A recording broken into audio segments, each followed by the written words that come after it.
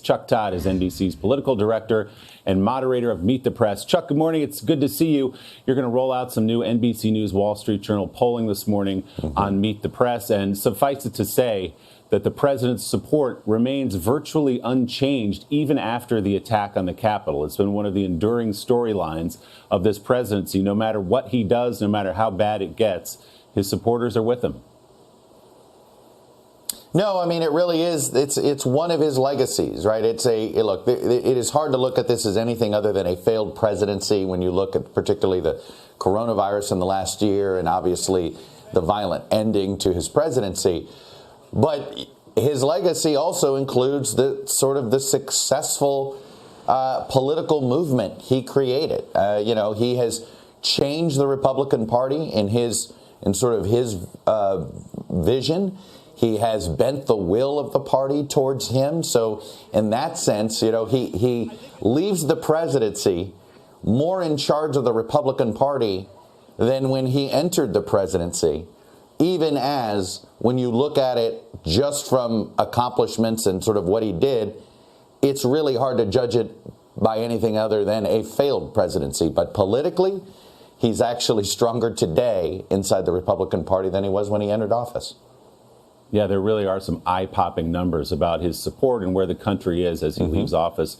Stay tuned for Meet the Press to see all of those. So let's turn the corner now and look at the next president, Joe Biden, who on Wednesday at noon will be sworn into office as the 46th president. He's got an ambitious agenda. He just laid out this week a $1.9 billion package of aid for the economy and to fight coronavirus. Where is he in terms of getting this stuff through this split Congress? It's a 50-50 Senate, obviously. He also has all those executive orders on day one. Is he going to be able to get things done in Washington?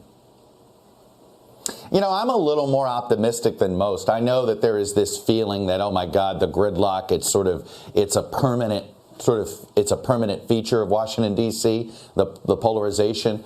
But Joe Biden loves the United States Senate.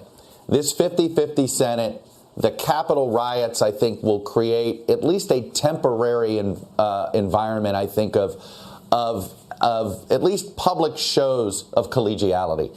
I do think you're going to have some 24 Republican senators who are going to go out of their way to show that they want to attempt to work with the Biden administration in this first 3 or 4 months because of what happened on January 6th. And so, and Joe Biden is somebody that's never going to give up trying to work with the Senate. So, look, on big stuff like COVID relief and maybe a big infrastructure bill this year, I actually think Biden can get some of this stuff passed.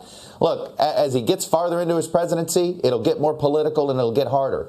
But in this first 6 months, I think he's going to find 10 Republicans to get a large chunk of that $2 trillion plan passed.